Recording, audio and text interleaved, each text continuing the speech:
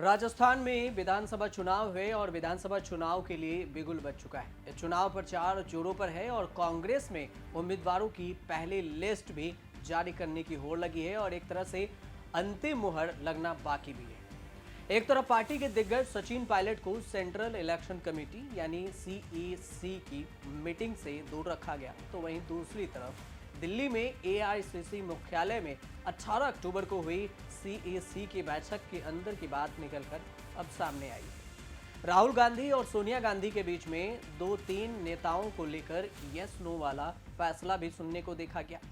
यूं कह सकते हैं कि सोनिया गांधी ने अशोक गहलोत से जिस नेता के बारे में पूछा, उसके बारे में राहुल गांधी बोल पड़े और उसमें हस्तक्षेप कर दिया। तो आपको ये अंदर की बात की पूरी कहानी बताते हैं कि आखिर बैठक के दौरान ऐसा क्या हुआ कि सोनिया गांधी और अशोक गहलोत के बीच में राहुल गांधी को हस्तक्षेप करना पड़ा। दरअसल हुआ यूं कि बैठक के दौरान उम्मीदवारों के नाम पर चर्चा हो रही थी। अशोक गहलोत पक्ष के नेता हैं शांति धारीवाल। शांति धारीवाल के सीट पर चर्चा जैसे ही शुरू हुई तो सोनिया गांधी ने सवाल पूछा कि ये वही आदमी है जिस पर भ्रष्टाचार के आरोप लगे हैं।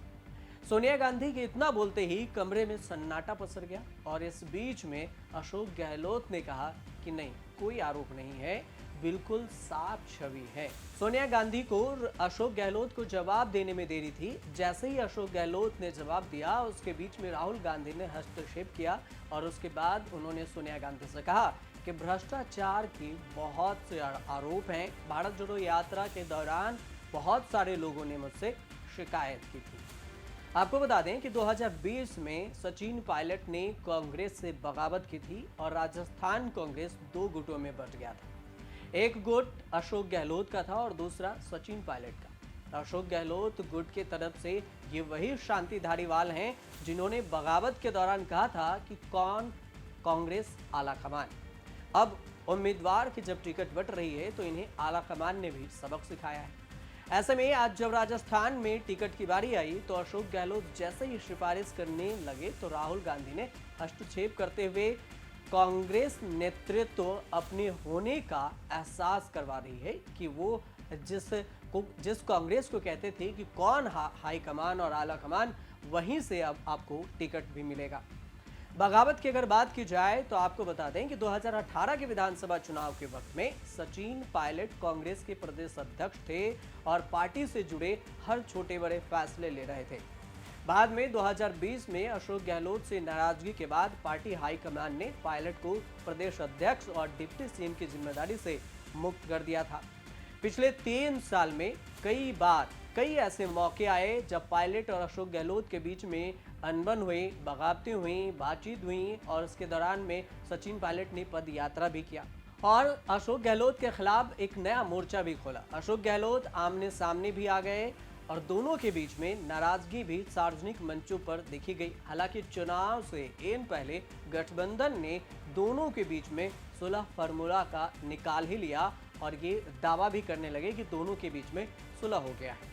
माना जा रहा है कि शांति धारीवाल का अब टिकट ही कट गया है। स्क्रीनिंग कमेटी ने महेश जोशी और धर्मेंद्र राठौर का नाम भी हटा दिया है।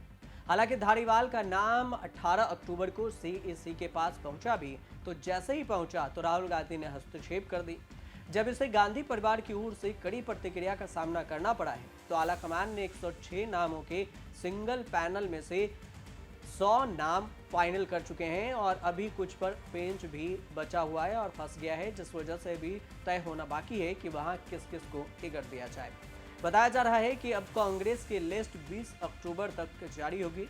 कांग्रेस ने विधायकों की समानांतर बैठक आयोजित करने में अग्रणी भूमिका निभाने वाले राज्य के 3 कांग्रेस नेताओं शांति धारीवाल, विधानसभा में मुख्य सचेतक महेश जोशी और राज्य पर्यटन विकास निगम के अध्यक्ष धर्मेंद्र राठौर के खिलाफ कारण बताओ नोटिस भी जारी किया था जब उन्होंने 2020 में बगावत की थी।